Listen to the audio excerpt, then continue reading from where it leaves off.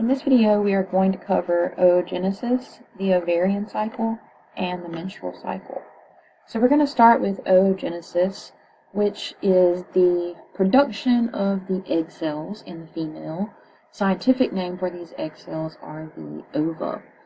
So ova are the female gametes, and they have to go through oogenesis similarly to how the sperm cells will go through spermatogenesis.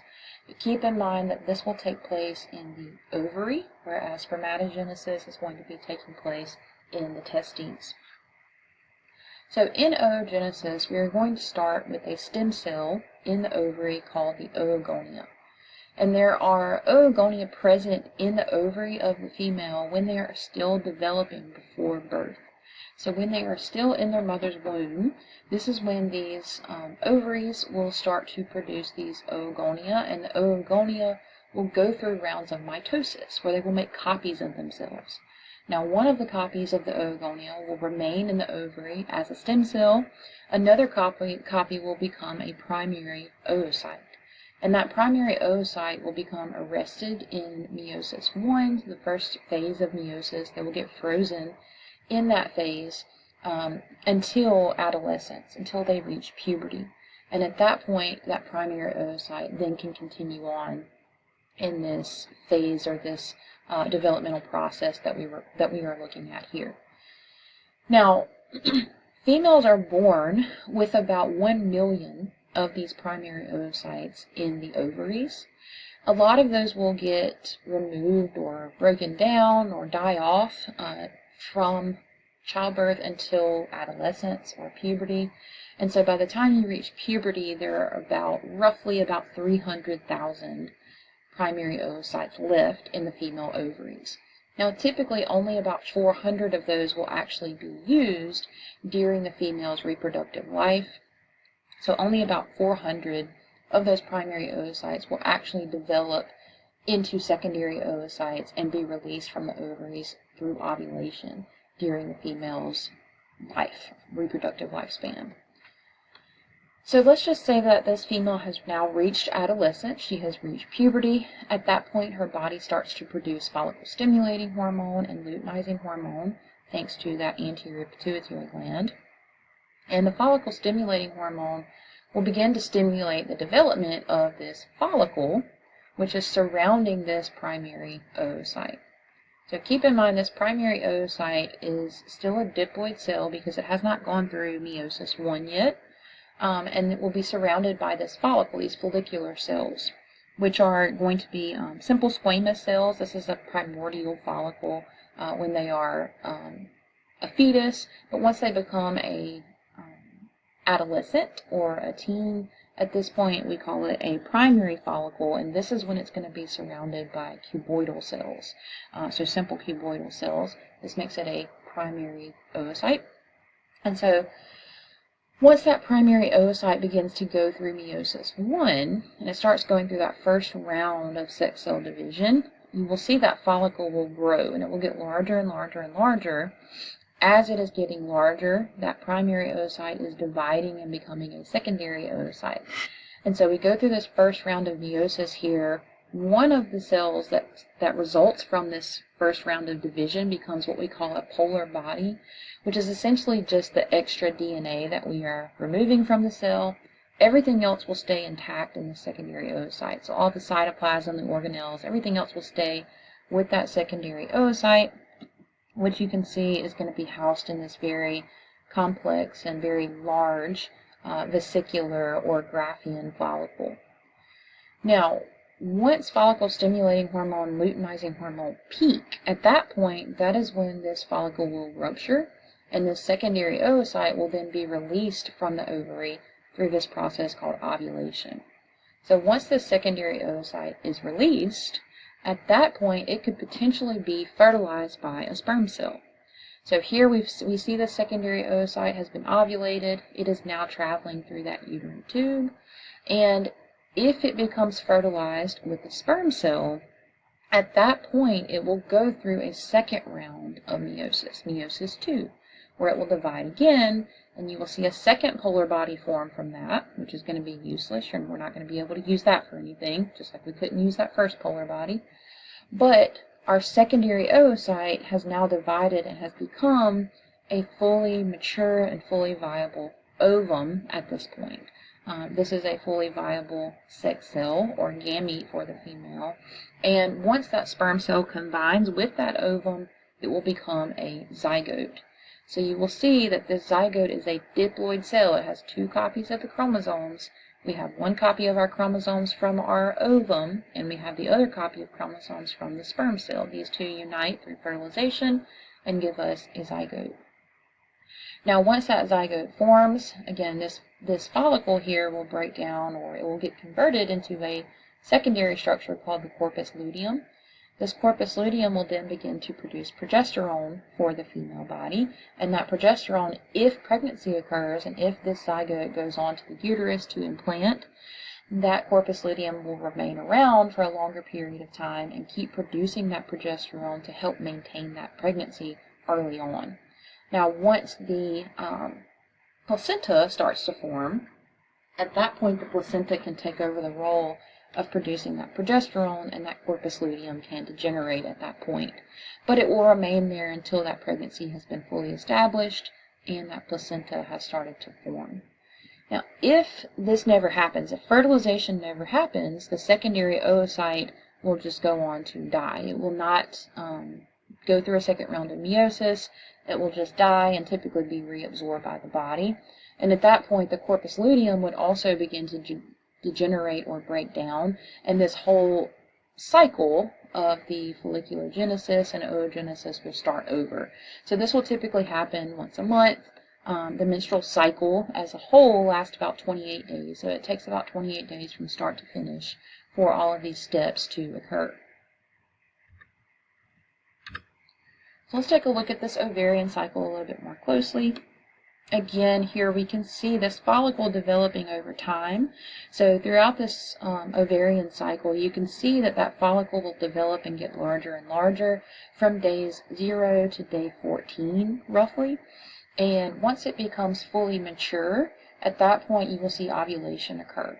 And so what triggers ovulation is the increase of this luteinizing hormone here. When luteinizing hormone peaks and when follicle stimulating hormone, it will peak as well during this time, that will trigger ovulation to occur, where we can release that secondary oocyte so that it can potentially be fertilized.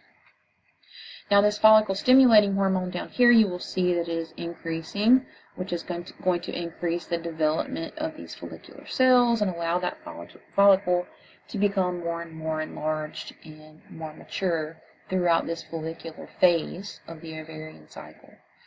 Once ovulation has occurred, the luteinizing hormone and follicular stimulating hormone will decrease pretty drastically, and at that point the follicle will convert into the corpus luteum, where it will remain to produce progesterone unless no pregnancy occurs, and it will eventually begin to break down or degenerate. And so this secondary phase of the ovarian cycle is called the luteal phase, because this is where the corpus luteum is producing progesterone for the female. Now, this diagram is showing the menstrual cycle, which will go hand in hand with this ovarian cycle that we just looked at. Now, the menstrual cycle, there are 2 main hormones at play here. You have estrogen or estradiol and progesterone. And so there are 3 phases of the menstrual cycle in the female. We have what's called the menstrual phase, the proliferative phase, and the secretory phase. Some people also consider the premenstrual phase as a kind of secondary phase to the menstrual phase, but sometimes these are grouped all into one. It's just the menstrual phase. But during this menstrual phase, this is going to occur from around day 1 to day 5 of this process, and this menstrual cycle as a whole is typically going to last about 28 days on average for most women.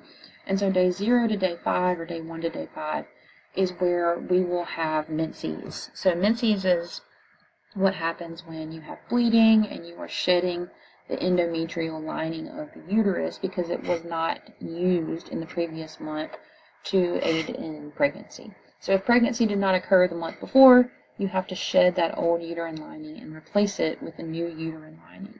And so during this menstrual phase, you will see menstrual fluid forming. The uterine lining will be essentially the thinnest at this point because we're going to be shedding all of that old uterine lining. And by day 5, you will see that it has completely thinned out. And the estrogen and progesterone levels are both going to be very low during this phase as well, which is why you don't usually feel too great during that menstrual phase, is because those hormone levels are going to be very low at that point. Now, once you have shed that old uterine lining, during the proliferative phase, this is when you're going to start to regrow a new uterine lining. So you can see that uterine lining beginning to thicken. And by about day 14 is kind of the dividing point between the proliferative phase and the secretory phase. At that point, that's when you will see the luteinizing hormone and follicle stimulating hormone levels spike, and that's when ovulation will occur. So at that point, a secondary oocyte will be released, and it could be potentially fertilized by a sperm cell. So after ovulation, we have the secretory phase. During this phase, this is where we're going to increase vascularity in that endometrial lining and continue to build that lining up even more and more thick. And the reason for that is because we're trying to prepare that uterine lining for possible implantation to allow that zygote to be able to implant in that uterine lining and result in a pregnancy. Now, you will notice that during the secretory phase, the progesterone levels are going up. And why is that? It's because we have that corpus luteum forming during that phase, and it's producing that progesterone, which is there to help potentially maintain a pregnancy for that female. Now, what's happening to the estrogen levels during the secretory phase? Those are going to drop pretty drastically. And the reason for that is because that follicle that was producing those estrogen hormones ruptured. And so it degenerates and breaks down and gets converted into that corpus luteum instead. And that's why these levels of estrogen will drop during that secretory phase. And so that endometrial lining will stay pretty thick and the progesterone levels will stay pretty high unless that corpus luteum starts to break down or degenerate, which will happen if pregnancy does not occur. And at that point, that's when the female will enter into the premenstrual phase. You can see those progesterone levels dropping, estrogen levels dropping some more. They will enter into that premenstrual phase and then back into the menstrual phase, where they will shed that endometrial lining again and start that whole menstrual cycle over to go through the whole process again. I just want to back up just a couple of slides and talk about what happens after ovulation of the secondary oocyte.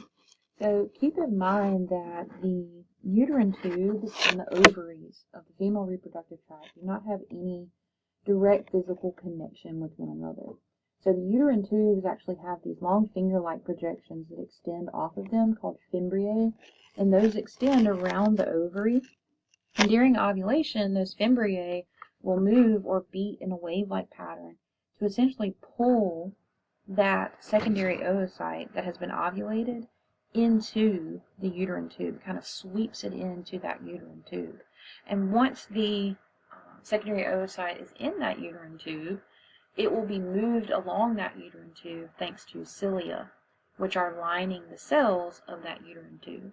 So keep in mind that the secondary oocytes are not like sperm cells because they're not mobile. They can't actually move themselves around. Instead, they have to be moved, physically moved by the fimbriae of the uterine tubes, as well as the cilia, which are on the cells that are lining the inside of the uterine tubes. Those cilia beat in a wave-like pattern to move those secondary oocytes along. And ovulation will typically occur inside of those uterine tubes. And then, I'm sorry, not ovulation, but fertilization will occur inside of those uterine tubes. And if fertilization happens, it takes about 3 to 4 days for that fertilized cell to make its way to the uterus, where it can then implant in the uterus and pregnancy can follow.